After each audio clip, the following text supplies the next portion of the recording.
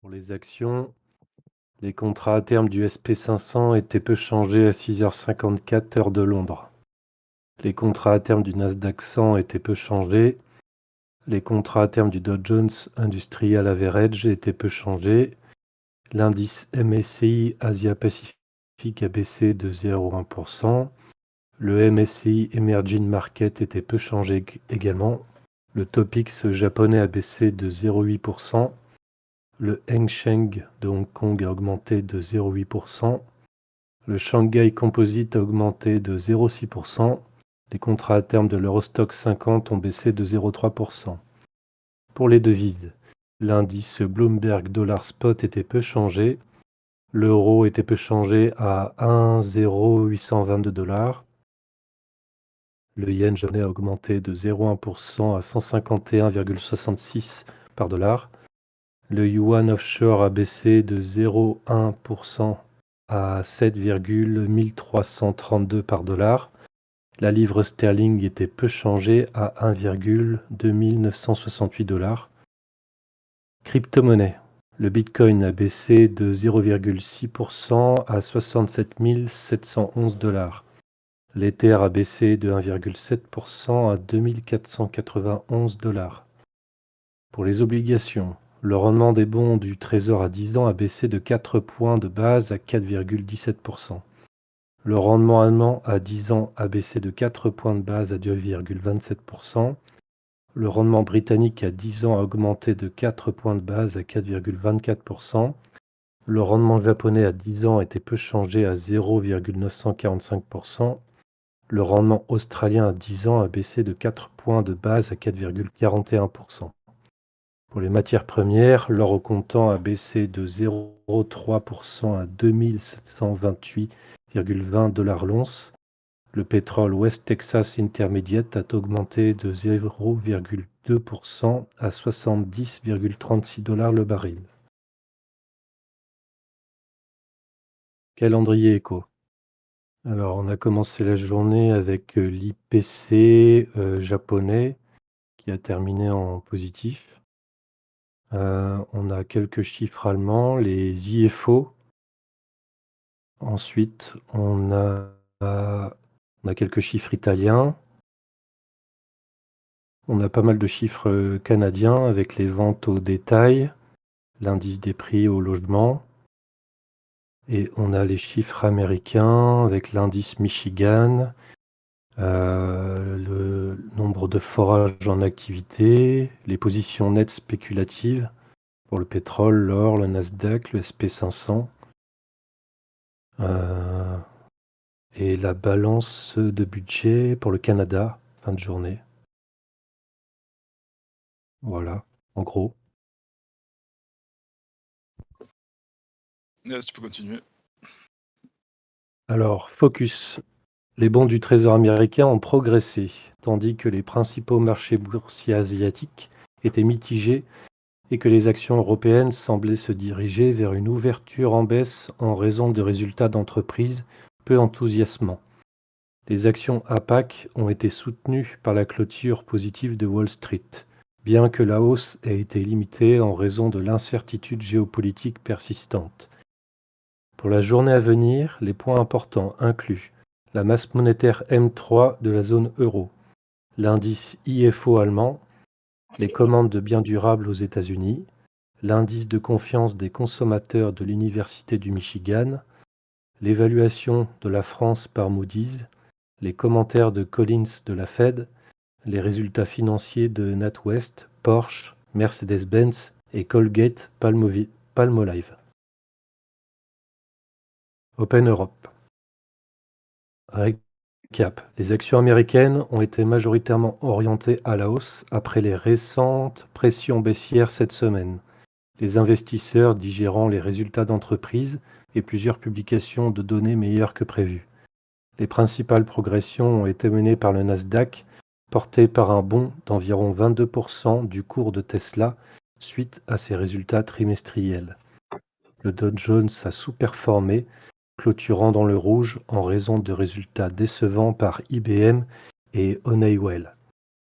Le dollar a partiellement effacé ses récentes hausses.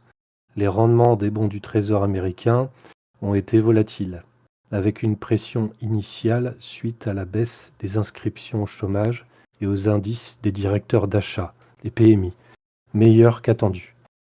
Mais cette hausse des rendements a finalement été inversée.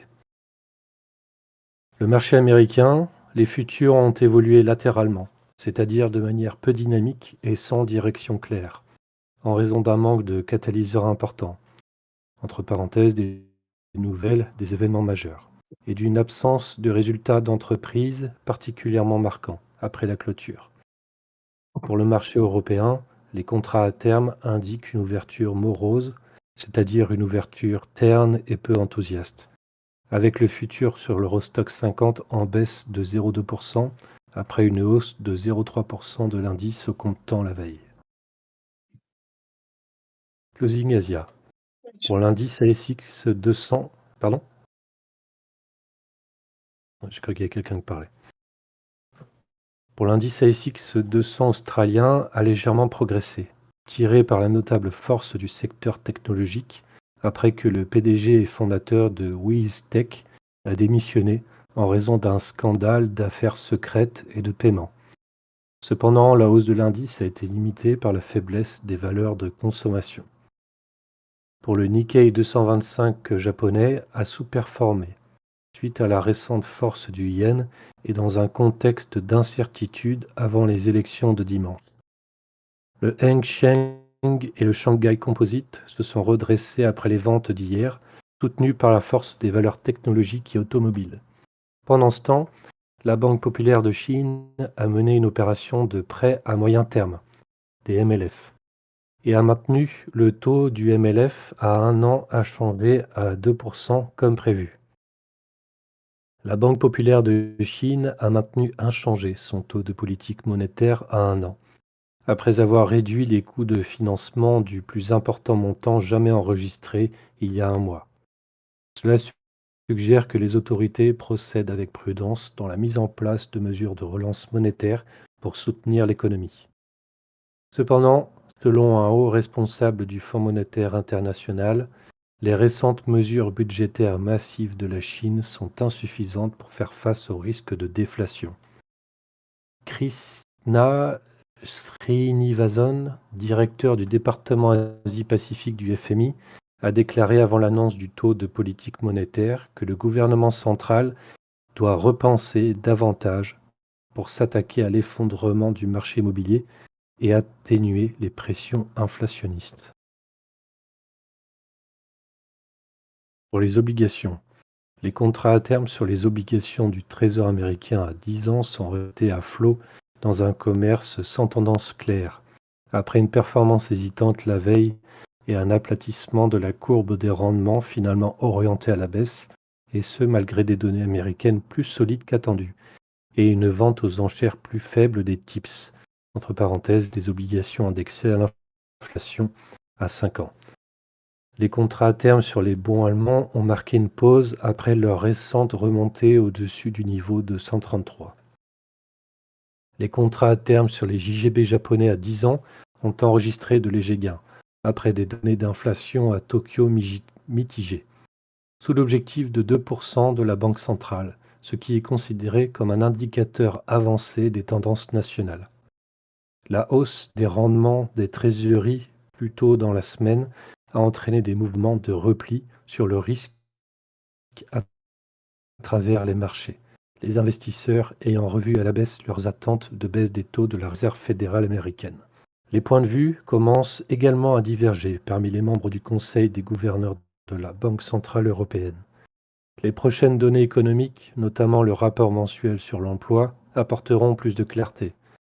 Pendant ce temps, les sondages sur l'élection présidentielle américaine montrent une égalité entre Trump et Harris dans les États clés. La forte baisse des rendements des trésoreries cette semaine s'est atténuée jeudi, alors que la baisse du prix du pétrole a attiré des acheteurs. Les rendements restent cependant proches de leur plus haut niveau depuis juillet. Cette remontée a fait baisser les rendements de 3 à 7 points de base sur l'ensemble des maturités lors des échanges de l'après-midi aux États-Unis.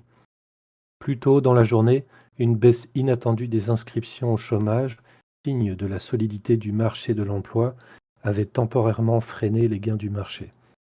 Les attentes de baisse de taux de la Réserve fédérale américaine ont continué de diminuer.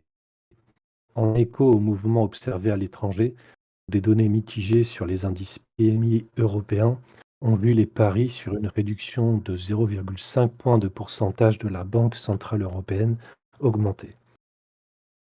Les trésoreries subissent des pressions depuis quelques jours, avec des inquiétudes liées aux signes de résilience de l'économie américaine et à la spéculation croissante sur une victoire de l'ancien président Trump à l'élection du 5 novembre et à la mise en œuvre de politiques budgétaires expansionnistes.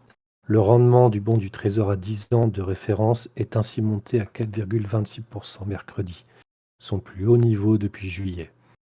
Selon Elias Haddad, stratège de marché chez Brown Brothers Harriman, ceci semble plus comme un rebond technique suite à la récente forte baisse, le contexte fondamental reflétant la solidité de l'activité économique américaine continuant de favoriser des rendements des trésoreries plus élevés.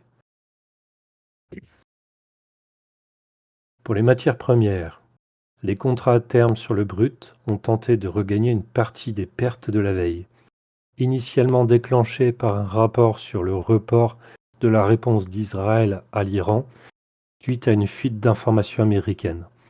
Cependant, cela a ensuite été démenti par un responsable de la sécurité israélien et à des inquiétudes liées à un excédent d'offres ayant pris le pas sur les risques d'une éventuelle frappe de représailles d'Israël contre l'Iran.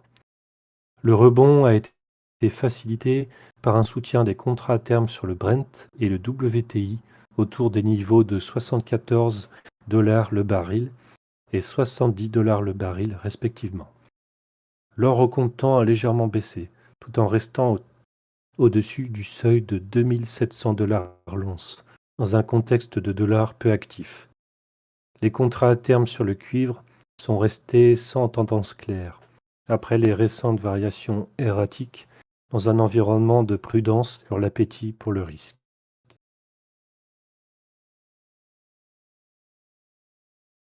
Forex, pour l'indice DXY, qui est l'indice du dollar américain, est resté relativement stable après avoir perdu une partie de ses récents gains au cours d'une semaine sans publication économique majeure, en attendant des événements à risque important début novembre. Malgré les publications de données meilleures que prévues, y compris les indices PMI, les ventes de maisons neuves et les demandes initiales d'allocation chômage, cela n'a pas significativement renforcé le dollar. Les marchés monétaires estiment actuellement à environ 85% la probabilité que la Réserve fédérale réduise les taux d'un quart de point le mois prochain et prévoit environ 135 points de base d'assouplissement d'ici la fin de 2025.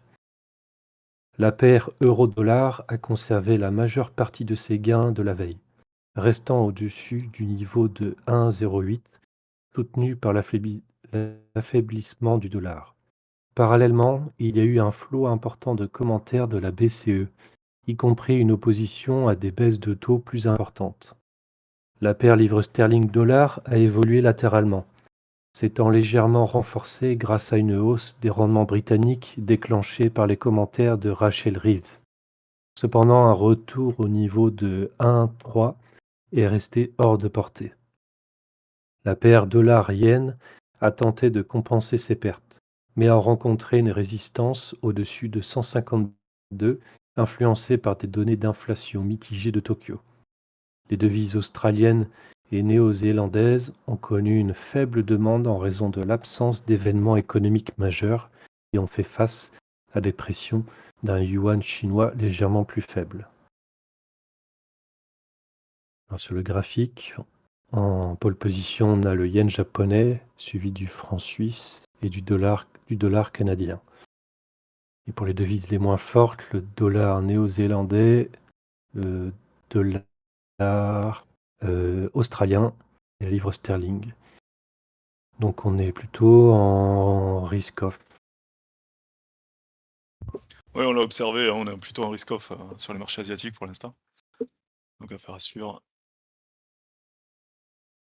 Le responsable de la BCE, Kazaks, a déclaré qu'ils doivent éviter de causer des dommages excessifs à l'économie et qu'ils ne devraient pas maintenir les taux à des niveaux élevés trop longtemps, tout en affirmant que l'économie est la principale préoccupation.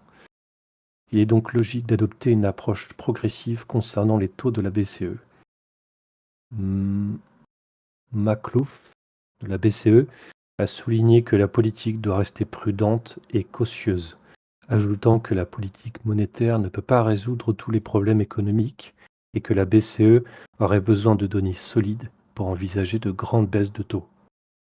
Müller de la BCE a exprimé sa confiance dans le fait qu'ils verront une reprise progressive et n'est pas inquiet de prendre du retard, considérant que le meilleur choix de politique est d'effectuer des baisses de taux mesurées. Enfin, Wunsch a déclaré qu'ils n'ont pas besoin de discuter d'une baisse de 50 points de base à ce stade, mais a noté que l'économie européenne est plus faible que prévu et qu'ils sont dépendants des données. Wunsch a ajouté que les risques restent relativement équilibrés et que quelques changements pourraient avoir un impact sur l'inflation dans les deux sens. Dans la partie géopolitique, le président russe Poutine a déclaré que la question des paiements transfrontaliers est importante et qu'une coopération au sein des BRICS se développera. Il a ajouté que les BRICS n'ont pas pour objectif de créer un système de paiement commun distinct et que si les États-Unis sont ouverts à des relations normales avec la Russie, ils agiront de la même manière.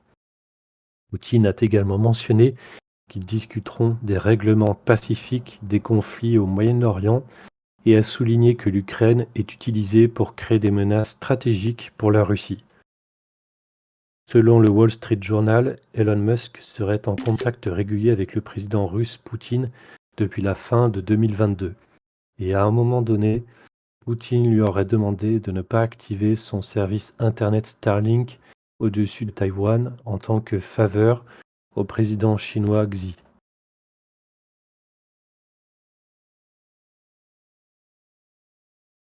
Alors, dans la partie recherche bancaire pour le BK Wall Street.